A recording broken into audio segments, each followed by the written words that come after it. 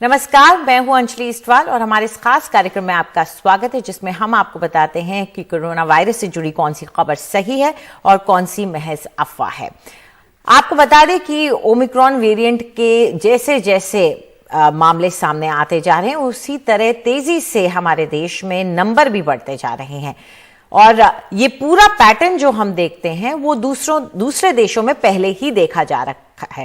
पहले हमने south Africa में देखा, हमने यूके में देखा और हमने यूएस में भी देखा और इन सभी जगहों में हमने देखा कि कितनी तेजी से महज एक हफ्ते 10 दिन के अंदर ओमिक्रॉन के मामले बढ़ते चले गए और कुछ ऐसा ही हमारे देश में भी दिख रहा है। अगर हम यूएस और यूके के डेटा को देखें तो उससे एक बात तय हो जाती है कि मामलों में बहुत ज्यादा तेजी आई है।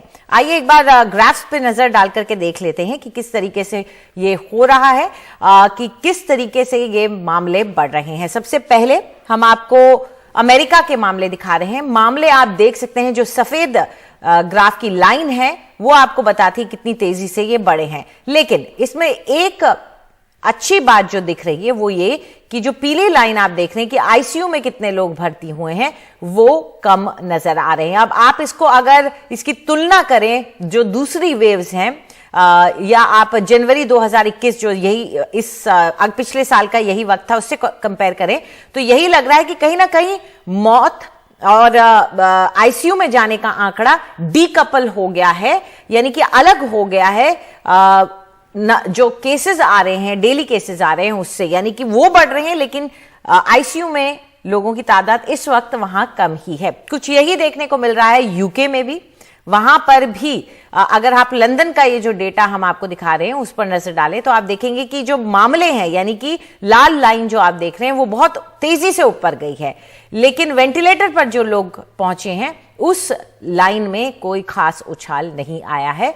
तो ये एक डेटा है जो हमारे सामने आ रहा है। लेकिन इस सब के बावजूद WHO का कहना है कि आप ओमिक्रॉन को हल्के में ना लें। ओमिक्रॉन भले ही डेल्टा से कम गंभीर बीमारी पैदा करता हो, लेकिन इसके बावजूद लोग अस्पताल पहुंच रहे हैं और मौतें भी हो रही हैं। तो WHO ने चेता दिया है कि आप इस ओमिक्रॉन वेरिएंट को हल्के में न लें, इसीलिए जरूरी हो जाता है कि हम पूरी एहतियात बरतें। लेकिन फिर भी डेटा को समझना और इस वेरिएंट को समझना जरूरी हो जाता है और इस पर चर्चा करने के लिए हमारे साथ डॉक्टर राजेश पारिक जुड़ गए हैं, जो कि डायरेक्टर हैं मेडिकल रिसर्च जसलोक अस्पताल मुंबई से। शुक्रिया डॉक्टर साहब आपका हमारे साथ जुड़ने के लिए।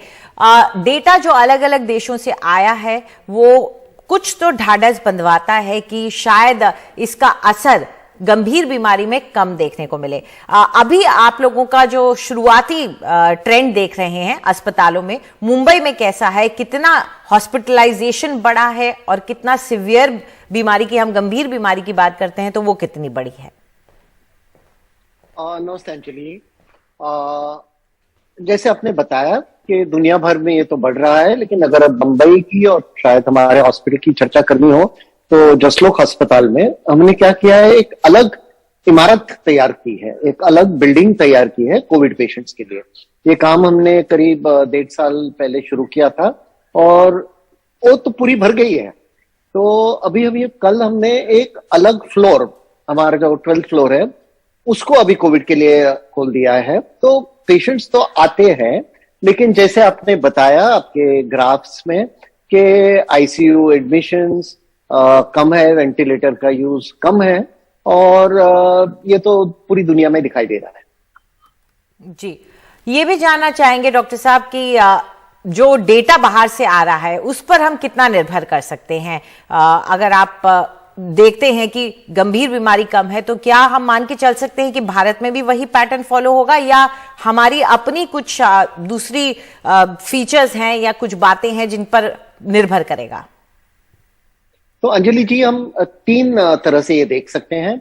एक तो जो डेटा आपने दिखाया, और जैसे आपने वो पीली लाइन दिखाई जिधर आपने दिखाया कि यूएस में और यूके में भी आईसीयू एडमिशंस कम है, लेकिन अगर हम वो लाइन को 2 भाग में देख लेंगे, एक जिन्होंने वैक्सीनेशन लिया है और दूसरा भाग हुआ जिन्होंने वैक्सीनेशन नहीं लिया है, तो ये साफ साफ क्लियर हो जाएगा कि जो लोग आईसीयू में जा रहे हैं, वेंटिलेटर पे जा रहे हैं, वो ज्यादा करके ऐसे लोग हैं जिन्होंने वैक्सीनेशन नहीं लिया है। जो भी आप बढ़िया ग्राफ दिखा रहे हैं, उसी ग्राफ की मैं चर्चा कर रहा हूं। जो पीली लाइन में है वो दिखा रही है कि कम है, लेकिन अगर इसको हम स्प्लिट करेंगे तो देखेंगे कि ये लाइन में ज्यादा करके जिन लोगों ने वैक्सीनेशन नहीं ही लिया है वो लोग ही अस्पताल में जा रहे हैं। तो ये एक है।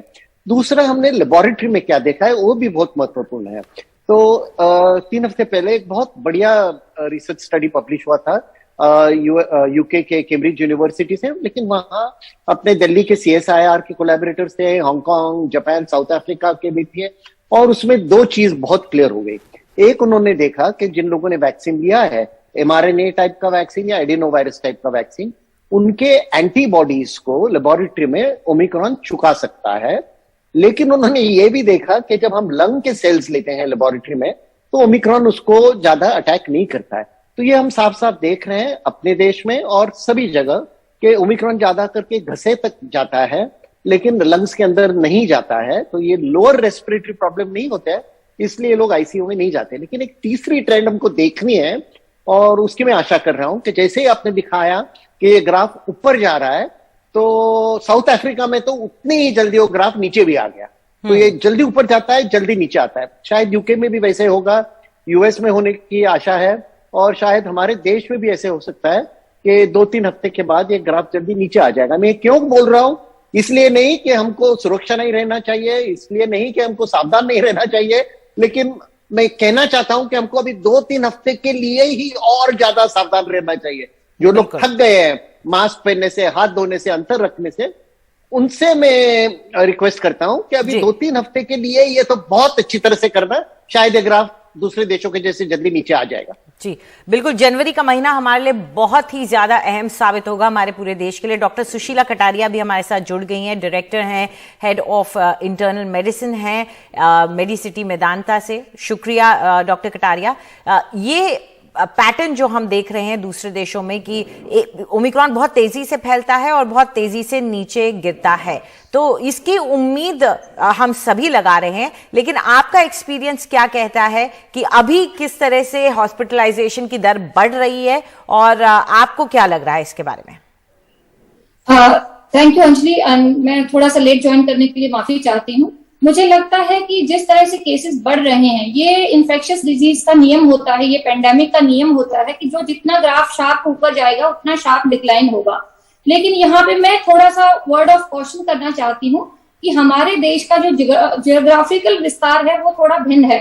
अभी हम देख रहे हैं केसेस मेनली मेट्रोज में आ रहे हैं जहां पे इंटरनेशनल ट्रेवल ज्यादा था। तो ये 2 सप्ताह वाला नियम मुझे लगता है इंडिया पे लागू नहीं होगा। हमारा जो पेंडेमिक है वो कम से कम 6 हफ्ते तक स्प्रेड जरूर करेगा और हमें थोड़ा सा और लंबा कॉशियस होना पड़ेगा, क्योंकि एक रीजन में केसेस बढ़ेंगे, वहां से कम होंगे, दूसरे में बढ़ेंगे, तो ये थोड़ा सा स्कैटर्ड रहेगा, ऐसा मैं कहना चाहूंगी।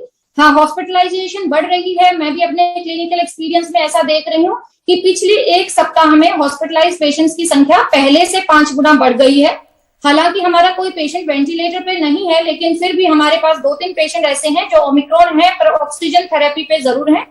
तो यहाँ पे मैं सबको थोड़ा सा सावधान करना चाहूंगी कि इसको बहुत माइल्ड ना समझे।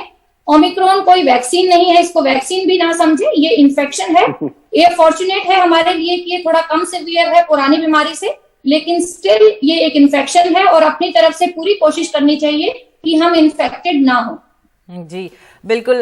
डॉक्टर पारिक, जो डॉक्टर कटारिया ने कहा कि इसको वैक्सीन न समझे, दरअसल कई लोगों ने जब शुरुआती दौर था ये कहा कि ये शायद वायरस आएगा तो हो सकता है कि एक तरीके से एक इम्यूनिटी पैदा कर दे, और उस वजह से भी कई लोगों के अंदर ये बात आ गई कि भाई ये तो हल्का जुकाम है, हल्का गला खराब हो रहा है और चिंता की बात नहीं है। लेकिन ये खतरा आप कैसे अपने पास वालों को जिनको कोई और बीमारी भी हो उन तक ले जा सकते हैं, ये जरूर समझाइए कि ओमिक्रॉन कितना बड़ा खतरा उनके लिए साबित हो सकता है।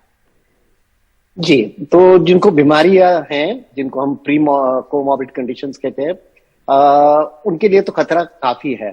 और देखिए 3 हफ्ते पहले अपने WHO के जो डायरेक्टर जनरल है जिनको आपने अभी दिखाया, वो 3 हफ्ते से बोल रहे हैं कि माइल्ड वेरिएंट, ये 2 शब्द हमको अभी इस्तेमाल करना बंद करना चाहिए।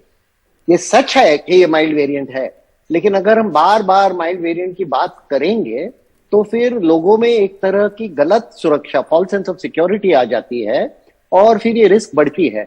और जैसे बहुत ही केसेस आते हैं तो उनमें से छोटा प्रतिशत भी हो तो नंबर्स, एक्चुअल नंबर्स ज्यादा हो जाते हैं। और जिनको पहले बीमारियां है, डायबिटीज है, हाई ब्लड प्रेशर है, रेस्पिरेटरी इलनेसेस है, और अभी भी आप तो देख रही है दिल्ली में पोल्यूशन बढ़ रहा है, तो इनकी रिस्क तो ज्यादा हो जाती है। तो ये सही बात है कि हमको ये अभी सोचना बंद करना चाहिए कि ये एक वैक्सीन की तरह से है। हाँ, सच है, हमको इम्यूनिटी देता है, लेकिन हमको बहुत खतरा भी देता है। तो वैक्सीन और इसमें क्या फर्क है? वैक्सीन बहुत कंट्रोल्ड है, उसका रिस्क बहुत कम है। इसको अगर हम वैक्सीन के जैसे देखेंगे तो फिर इसका रिस्क बहुत हाई हो जाता है। बिल्कुल, तो इसलिए हमको ये वैक्सीन नहीं समझना चाहिए। बिल्कुल। डॉक्टर कटारिया, एक चिंता और जो बढ़ गई है वो ये कि मोनोक्लोनल एंटीबॉडीज जो आई थी और एक ऐसा इलाज माना जा रहा था जो कारगर दिख रहा था, वो ओमिक्रॉन के खिलाफ कैसा अभी काम कर रहा है? देखिए, ओमिक्रॉन के जो डिटेक्शन हुआ है और इसमें अभी सिर्फ 6 सप्ताह हुए हैं, तो कोई लॉन्ग टर्म डेटा ग्राउंड से देना मुश्किल है। लेकिन लैब स्टडीज में ऐसा पाया गया कि जो कन्वेंशनल मोनोक्लोनल एंटीबॉडीज थी वो इसको लैब में पूरी तरह से न्यूट्रलाइज करने में सक्षम नहीं है, जो टोसिलिजुमैब और एमडेविमैब। अब इसको हम ट्रांसलेट कर सकते हैं ग्राउंड पे या नहीं कर सकते हैं, ये तो समय ही बताएगा, क्योंकि कुछ प्लेसेस में यूज हुई है तो उसका जो रिजल्ट है वो थोड़ा समय के बाद आएगा। एक और मोनोक्लोनल एंटीबॉडी जो इंडिया में अप्रूव्ड नहीं है लेकिन बाहर लैब्स में ऐसा पाया गया है कि वो अच्छे से न्यूट्रलाइज करती है, सोट्रोविमैब वो है, पर वो ट्रीटमेंट ऑप्शन अभी हमारे पास नहीं है बिकॉज वो इंडिया में अवेलेबल नहीं है। So with the limited resources what we have, the best way is to not get infected, कि हम संक्रमित ना हो और होने के बाद तुरंत अपने आप को आइसोलेट कर दे। 95% लोग तो माइल्ड बीमारी के ही होंगे जिनमें सिर्फ सिम्टोमेटिक ट्रीटमेंट देना है। सो वो कोई और तरह के ट्रीटमेंट को यूज करके रिसोर्सेज को खत्म ना करें और अपने शरीर को भी हानि ना पहुंचाएं। और मोनोक्लोनल एंटीबॉडीज पे जब तक और रिसर्च नहीं आ जाती है तब तक हम जो रिसोर्सेज हमारे पास अवेलेबल हैं उन्हीं को यूटिलाइज करेंगे। बिल्कुल। डॉक्टर पारेख, इतना तो साफ हो गया है कि ट्रीटमेंट जो है उसको लेकर के ज्यादातर वही ट्रीटमेंट प्रोटोकॉल फॉलो किया जा रहा है, लेकिन शुरुआत में जब कोरोना आया था तो लोगों को कुछ विटामिन, कुछ प्रिवेंटिव केयर की बातें भी कही गई थी, तो क्या वो सब भी अब वही जारी रहेंगे ओमिक्रॉन के साथ, जो लोग अगर ऐसा करना चाहते हैं जो सप्लीमेंट्स ले रहे थे? हाँ जी, बिल्कुल। जो भी हम कर सकते हैं अपनी इम्यूनिटी को स्ट्रेंथन करने को, वो करना चाहिए, लेकिन ज्यादा सप्लीमेंट लेने से अपनी इम्यूनिटी इतनी बढ़ती नहीं है। ये सप्लीमेंट्स ठीक है, अगर जरूर पड़ेगी तो लेना चाहिए, लेकिन जो हमारी जरूरत है, हमारी जो रिक्वायरमेंट है, उससे ज्यादा लेने से फायदा नहीं है। और कुछ विटामिन ऐसे भी है, विटामिन डी जैसे, ए जैसे, जिसमें टॉक्सिसिटी भी हो सकती है, तो इसको हमको बहुत संभाल के लेना चाहिए। और मैं एक बात ऐड करना चाहता हूं, आपने मोनोक्लोनल एंटीबॉडीज की बात की थी कि उधर पहुंचने की जरूरत नहीं पड़ती है, क्योंकि अभी अच्छे एंटीवायरल एजेंट्स आ गए हैं जिनका ओमिक्रॉन पे इफेक्ट होता है, और वो अप्रूव भी हो रहे हैं हमारे देश में। एक तो अप्रूव हो गया है ऑलरेडी, तो अगर जरूर पड़ी तो रिसर्च और मेडिसिन इतना एडवांस हो गया है कि हमारे पास अभी दवाइयां है, ओरल टैबलेट्स है जो इधर मिलती है, तो मोनोक्लोनल एंटीबॉडीज की इतनी जरूरत नहीं पड़ती। जब ज्यादा डेल्टा में ये हो रहा था तब हमारे पास ठीक तरह की दवाइयां नहीं थी। बिल्कुल। बहुत बहुत शुक्रिया। ये वही दवाई जो अभी जल्द ही बाजार में आ जाएगी, डॉक्टर रेड्डी कंपनी की तरफ से, मोनुलुपिराविर उसका नाम है। और शुक्रिया, आप दोनों हमारे साथ जुड़े हैं, इसके लिए बहुत बहुत शुक्रिया। और उम्मीद यही की जा रही है कि लोग इस बात को समझेंगे कि जैसा WHO चेता रहा है, आप बात का ख्याल रखें कि ये वायरस एक वेरिएंट है कोविड का ही, और यह खतरनाक भी है, लेकिन आपकी वैक्सीन आपको कुछ सुरक्षा प्रदान करती है, लेकिन इसका बेवजह फायदा ना उठाएं। मध्य प्रदेश में बीते 24 घंटों में कोरोना संक्रमितों की तादाद दुगनी हो गई है, जिसमें 55% से ज्यादा हिस्सा प्रदेश के सबसे बड़े शहर इंदौर का है। सरकार सख्ती की बात कह रही है, लोगों से मास्क नहीं लगाने पर जुर्माना भी वसूला जा रहा है, लेकिन रसूखदार लोग बच जाते हैं।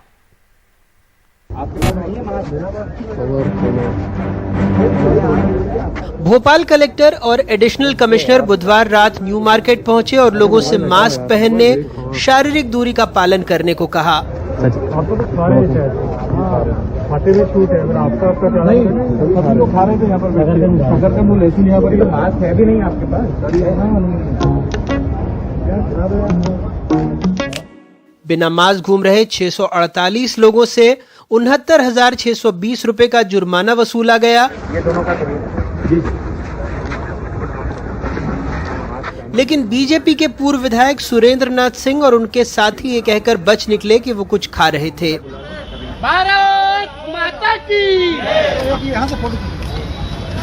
दूसरे दिन हमें सिनेमा हॉल में मिले, यहाँ भी समर्थक बगैर मास्क नारेबाजी कर रहे थे। भारत माता की वंदे भारत माता की भारत माता की।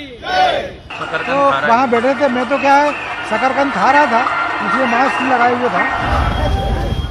अब जैसे मैं बोलते में हटा लिया मास्क, ऐसे खाने में तो हटाना पड़ेगा ना।